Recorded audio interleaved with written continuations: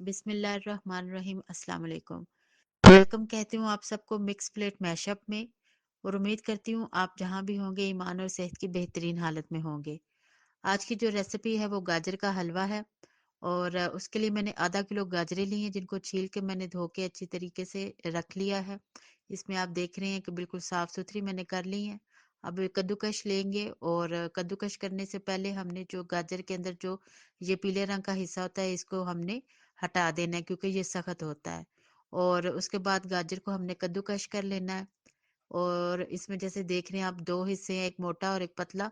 तो हमने बारीक हिस्से से जो है ना इसको गाजरों को कद्दूकश करना है क्योंकि बारीक जब करेंगे तो ये गल बहुत जल्दी गल जाती हैं, कम टाइम लगता है और इसको गलाने में हमें ज्यादा जो है वो जरूरत नहीं पड़ती, ना पानी वगैरह इतना डालते हैं और ना ही हम दूध डालते हैं। आज जो जो हम बनाएंगे उसमें हमने दूध की जगह पानी का इस्तेमाल करना है गलाने के लिए।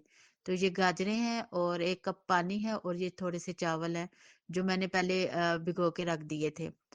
और एक सर्विंग स्पून जो है ना वो इतने से ही चावल है, या आप आसान सा हिसाब लगाएं तो एक मुट्ठी भर चावल है।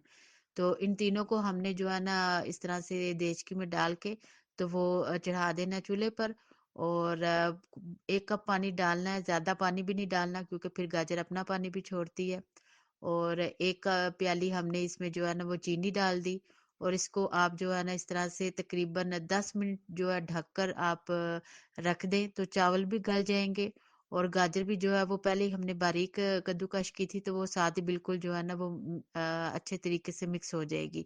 ज्यादा टाइम नहीं लगेगा। अभी आप ये देख रहे हैं कि इसमें चावल जो बिल्कुल गल गए हैं और पानी मैंने सुखा लिया है। अब इस स्टेज पर आके जो है ना इसमें मैंने आधा लीटर दूध डाला है। मैंने ओलपर का जो है वो दूध लिया है। आप कोई भी ले सकते हैं, फ्रेश दूध भी ले सकते हैं, डब्बे का कोई भी जो आपके पास है वो आप ले सकते हैं। तो मैंने ओलपर का जो है वो यूज किया। इसकी थिकनेस जरा अच्छी होती है तो टेस्ट भी अच्छा होता है, इसलिए फिर मैंने ये वाला जो है ना वो लिया।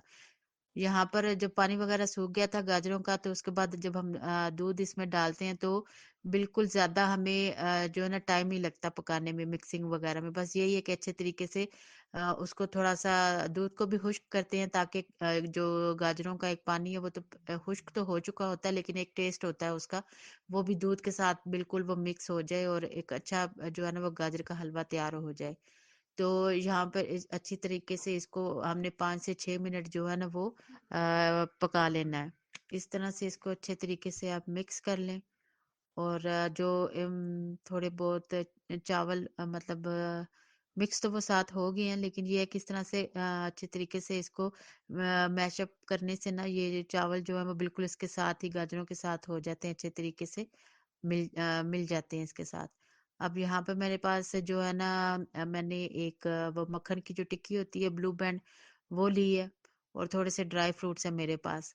तो अब बिल्कुल जो है ना दूध भी बिल्कुल हाफ रह गया, मतलब मैंने हाफ लीटर लिया था, पाव तक मैंने इसको मिक्स करने में और वो सारा किया है। इसके बाद मैंने इसमें ये मक्खन जो है वो शामिल कर दिया है। ये भी तकरीबन 1 टेबल स्पून है, इतना सही। वो जो एक छोटा ब्लू बैंड का पैक होता है ना वो मैंने इसमें डाल दिया है इस स्टेज पे।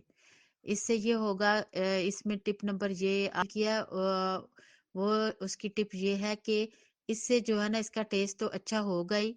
और जो हमने दूध नहीं डाला ना गाजरों को गिलाने के लिए तो ये उस कमी को भी पूरा कर देगा। हमें ज्यादा जो है वो दूध की जरूरत ही नहीं पड़ती कि पहले हम जो है ना वो ज्यादा दूध में गाजरों को गलाएं और फिर जाके दोबारा से भूनते वक्त और दोबारा उसमें दूध डालें। सिर्फ एक चम्मच ये डाल देने से ना वो सारे का सारा जो है वो कवर हो जाता है। ये एक टिप है। और ये मैंने जो है ना देख लें आप, थोड़े से मेरे पास ड्राई फ्रूट थे, बादाम और पिस्ता और थोड़े से काजू थे, वो मैंने जो है ना बारीक काट ली और इसमें मैंने शामिल कर दिए। और मक्खन जो मैंने डाला है उससे बहुत अच्छा टेस्ट आता है। अगर आपके पास मक्खन नहीं है तो कोई फर्क नहीं पड़ता, 1 चम्मच देसी घी डाल दें या फिर डालडा घी आपके पास है तो वो डाल दें। उससे बस ये है कि टेस्ट अच्छा आ जाएगा, अगर नहीं है तो भी कोई मसला नहीं है, टेस्ट फिर भी अच्छा होगा।